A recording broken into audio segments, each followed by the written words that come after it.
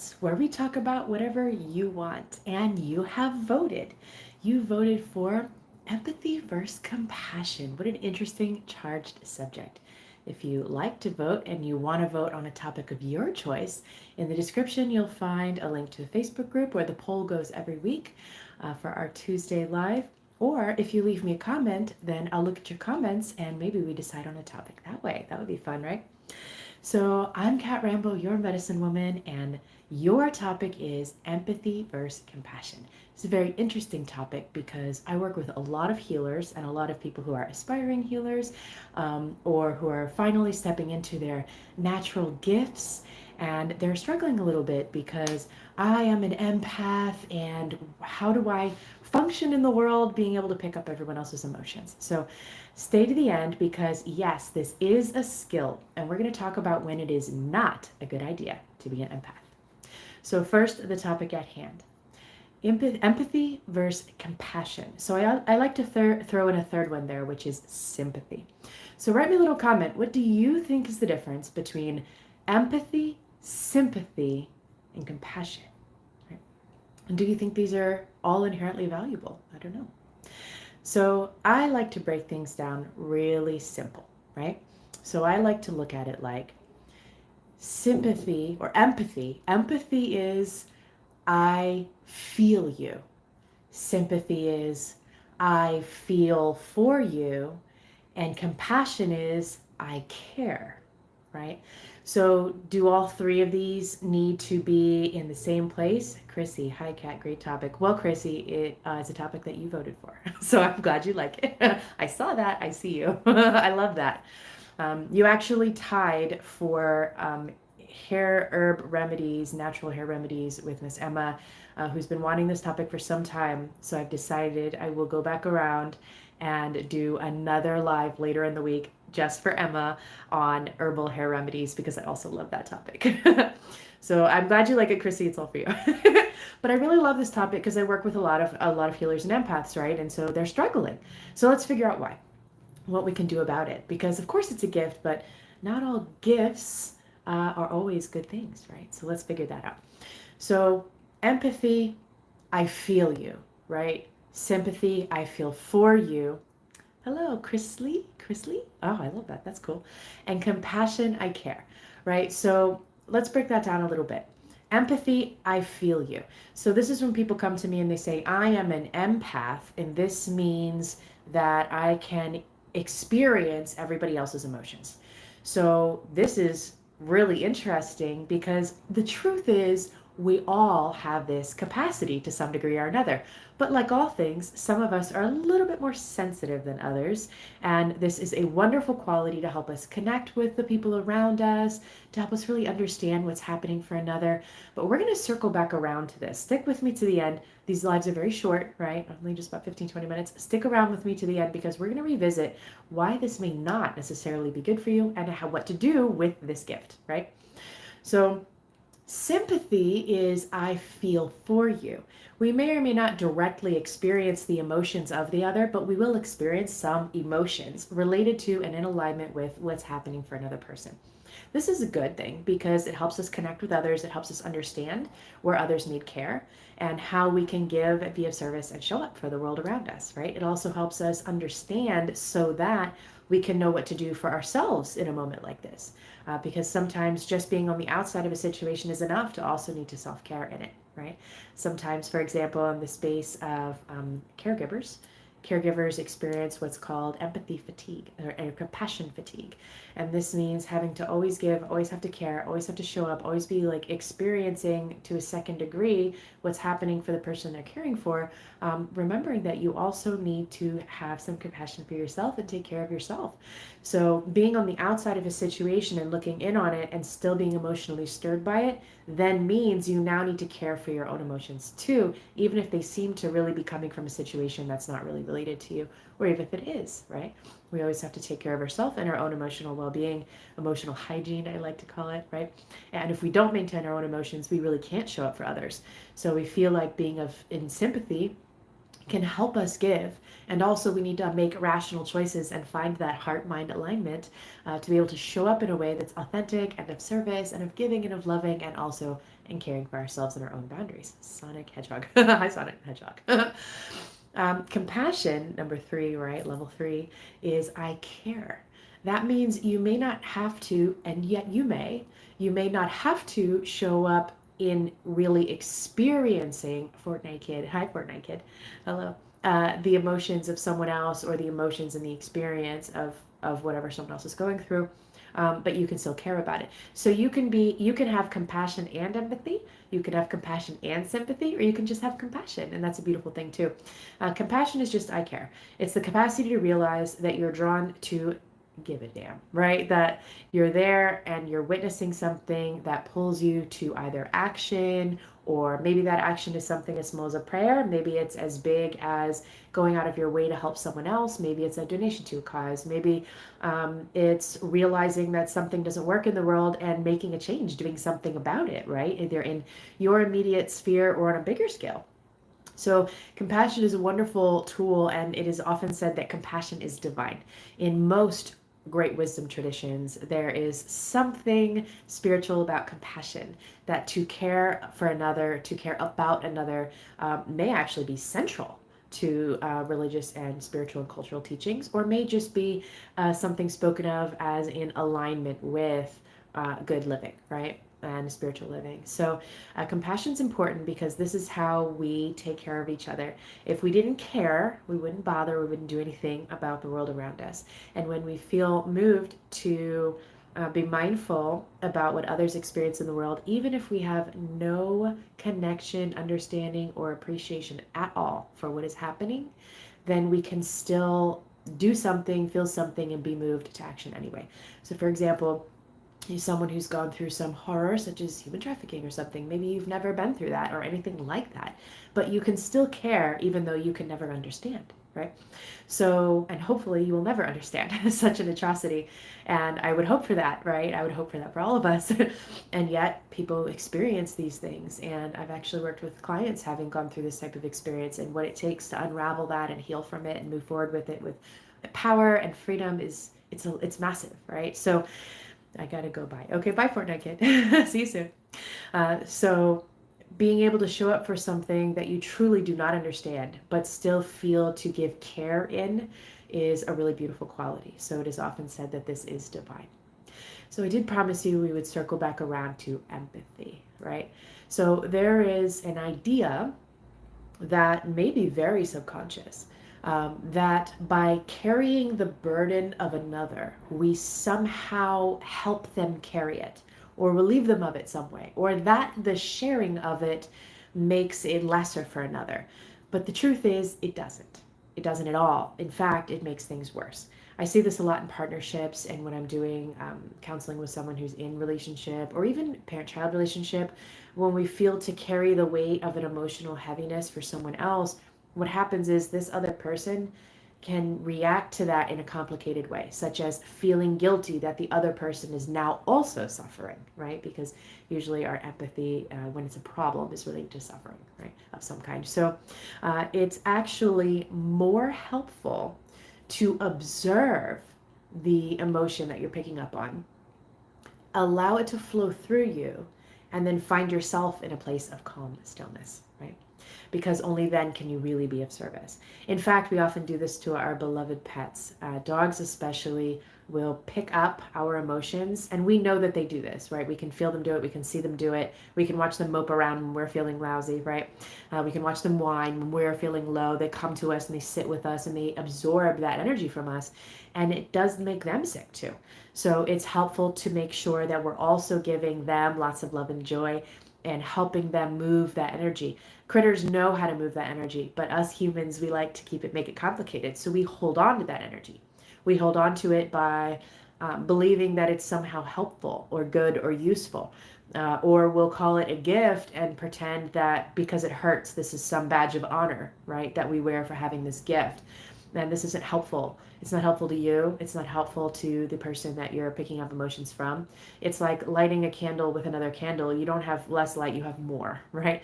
Now, if you're picking up on another's joy, this is tremendous, because more joy is always a good thing. If you're picking up on another's love, wow, this is powerful. You have all this magic going on. But if you're picking up on another's suffering, heartbreak, or difficulty or confusion, then what you're getting is more of that for you and them, plus the guilt and discomfort of watching someone else now suffering because you're in pain, and then feeling guilty and weird, and then it gets complicated. It's so much better and so much more helpful to let it go. Remember, emotion, energy in motion. It's got to flow. So if it's not flowing, if it's not in motion, if it's not moving and passing through, then it is getting stuck. And this is an unnatural thing for emotions to do. And this is why they cause dis-ease on every aspect of our being. If you've done any work with me, you know I love to pass everything through the medicine wheel, right? It looks sort of like a circle with a cross inside, or an X. And each quadrant represents an aspect of yourself among a multitude of other things. And your connection to the universe and cosmos. And these four aspects of self are mind, body, emotion, and spirit. So when we hold on to an emotion, whether it is ours or another's, when we get attached to something, then it gets lodged in our body, it gets lodged in our emotional being, it gets lodged in our energy body. And this is why someone who's very perceptive, for example, like me, can look at someone's energy field and see what's going on for them. Without knowing anything about them, I can tell them what in their life is affecting them, how, and how it's probably showing up in the world around them, among their relationships and jobs and opportunities and all these other things, because it's disrupting every aspect of our being, right? Even the aspects that we don't necessarily frequently pay attention to, such as our energy body or our spiritual body, right? So how do we get these things moving? One, do not be attached to them. Two, do not be afraid of them, right? We resist difficult emotions. It's totally normal. It's in our biology to resist what hurts. If you put your hand in a fire and it burns, you take your hand back out, and then you look at that fire and you realize, I'm not going to put my hand in there again because that's not good. I'm going to resist getting too close to this. We do the same thing with emotional burns, right? And we'll feel that heartbreak in our chest, or that betrayal in our gut, like we get punched in the gut, right? We even have expressions for this in English, that we tend to resist because it's uncomfortable, and that's our natural wiring, is to resist what it is we dislike. However, if we do not embrace it and allow it to move freely, then it gets stuck there and causes sickness, right? Physical ailments, spiritual ailments, emotional problems, relationships issues, triggers, big time, right? Stuck emotions cause triggers. Personality changes, that thing happened to that guy and he's just never been quite right. That heartbreak just real messed him up, right? We've all had that experience where we've noticed this in another or in ourselves. And by clinging to emotions, especially if they're not even ours by origin, and owning them and refusing to release them and identifying with them and making them part of our personality, we now infect everything around us with that. Which means if we start to feel angry, we can get myopic, right? If we have some stuck resentment in our system, maybe it's somebody else's heartbreaks, right, that we're picking up on, and we let it get stuck in our system, it's going to narrow our vision and prevent us from seeing new job opportunities or new relationships, right? Because we'll be closed-minded and myopic, and we'll have our horse blinders on and not be able to see new things coming in, because that's what anger does, is it closes you down to newness, right? So also things like sadness, they cause bigger boundaries, right? And that's what it's supposed to do. Anger and sadness cause an inflated boundary, which is great, until it looks like defensiveness and inability to communicate, severe sensitivity to criticism, right? And this becomes debilitating in every aspect of life, because receiving constructive criticism is important. And if we absolutely cannot handle it, it becomes something we identify with. It becomes super offensive or heartbreaking every time. Then how do we improve? How do we hear from around us where we could grow? So if we can't learn to embrace these difficult moments, because we have some stuck energy in our system, then it's going to affect our lives, in deeper and deeper and deeper ways in every aspect, right? It's not just something that belongs in our internal world. It's something we spray everywhere into our external environment and to others, right? Onto others. We'll start to see in others what it is that's stuck in ourselves. And then all of a sudden everybody's an asshole, right? The truth is, well, maybe you're kind of just not doing so hot yourself, and you got something in there. It's time to move and let be in motion. So as promised, what can we do, right? So as an empath, what we're doing when we're saying that we're picking up on everybody's emotions is, and it's affecting us badly, what's really happening here is that we're getting attached to it, we're owning it for some reason, and we're not letting it move, right? Move. So energy in motion. Emotion must be allowed to flow. That means let it happen. Get yourself in a position where you can observe these emotions without becoming attached to them. And actually, as a pro tip, whether or not you pick them up from someone else. This is wise to do with any and all emotional experiences anyway. Doesn't mean shit doesn't happen, and I do not believe that you should sit there and be in peace and zen with all the happy hippie stuff when shit's happening around you. You should have those feelings. You should have those emotions. They contain a lot of information. They contain wisdom. They contain lessons. And we can have those messages by observing them, by learning from them, by picking up what we need to from them, well, and creating the meanings that we want to create from them without getting stuck with the ramifications of sickness as a result of, sickness in our body, sickness in our relationships, as a result of not being able to let these things go. So how can we do that? How can we do that? Well, I'm glad you asked because there are many, many amazing tools out there. And actually, if you look around on my YouTube, I have some visualization and energy work stuff on there that can help also with releasing, which is fabulous. I personally love, one of my favorite tools is going to the bathroom. I know it sounds silly, but hear me out. Take a holy shit. Go in the bathroom and go in there and release, right? That's where we go to drop off our crap. So go in there and let go of all the crap that's in there and say to yourself, okay, what else can my body let go of in this moment? What else can my emotions let go of in this moment? What else can my mind let go of in this moment? And what else can my spirit release that it no longer needs to bear for me? And how can I be lighter, more free, more clear, more in alignment? And imagine, visualize everything falling out of your system that you no longer need and flush it down the toilet. Also, a bath, a shower, let the water run over you and take away everything out of your system. You can even visualize your system in different layers. Here's my physical body, the barrier is my skin, right? Here is, it would be awkward without it, right? Here's where my emotional body is. Here's where my mental body is. And imagine the water just washing it all away, all the way. Here's my spirit body way out here in my aura, right? And let it all wash away, wash away. And let the shower cleanse you. Remember that energy moves when you will it to, right? So whether or not you're a practiced energy worker or not, we can all benefit from remembering that energy moves where you will it. Where your focus and attention goes, that's where your energy will grow. So remember, if you will it, it will, right? It will. If you will it, it will. Which means if you can focus on letting go, then the energy will move, right? This can mean suddenly spontaneously crying. This can mean shaking. And in fact, I recommend it. Cry, shake, jump around, dance. But dance just with raw, free movement, right? Just get weird. Make some cool shapes with your body you never made before.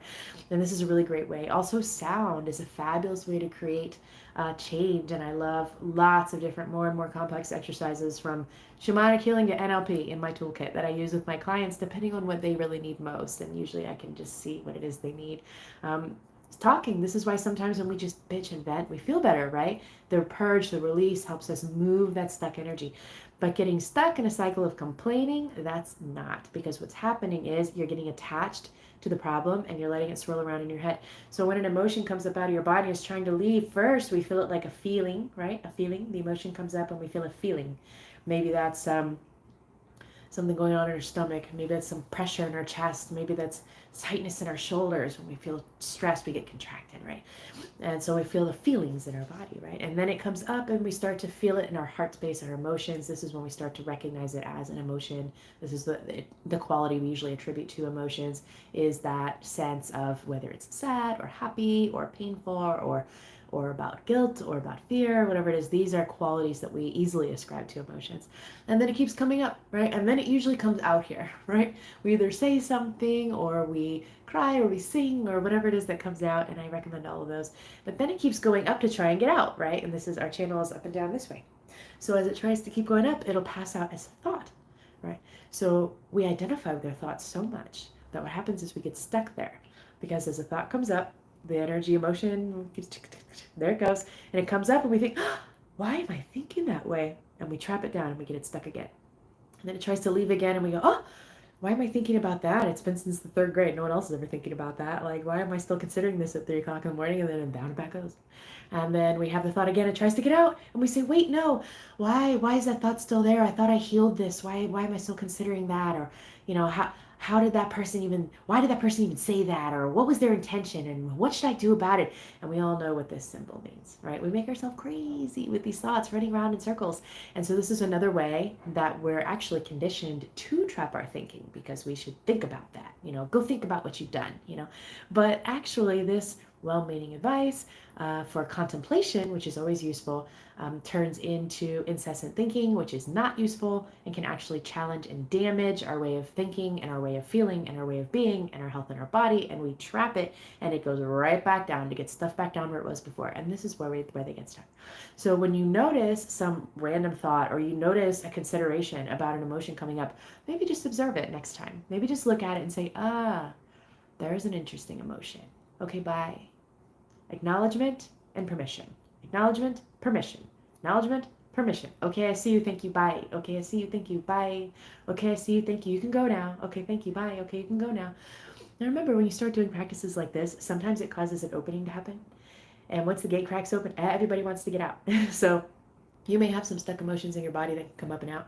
And we can do a whole other session on what happens and why sometimes people feel much worse after energy work or healing work. And it's not that they actually feel worse, it's that they're healing, right? So the process just begins. But that's a completely different subject for another video. So when is it not good to be an empath? When you cannot manage the emotional overload, right?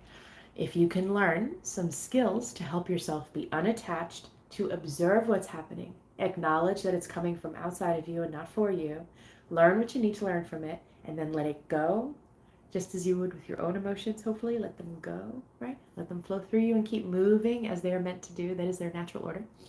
Then this is a beautiful talent and skill, right? If you are getting frequently overloaded by others, this is not good. You need to learn emotional regulation, right? Unfortunately, our modern society is not designed education to teach empaths how to cope.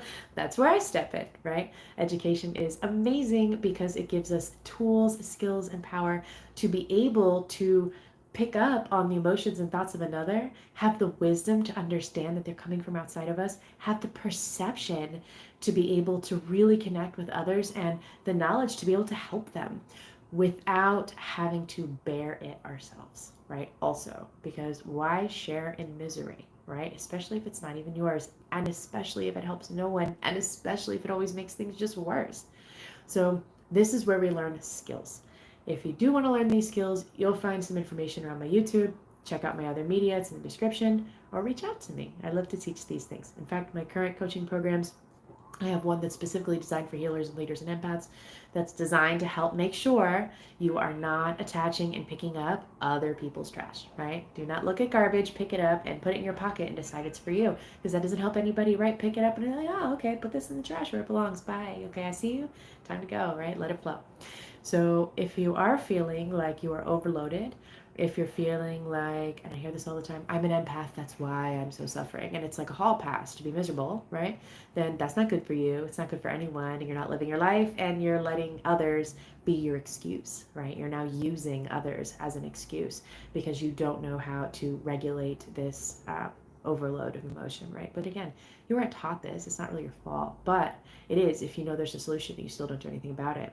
So understanding that there are skills to learn to help manage what happens when you start picking up a lot on other people's stuff, right?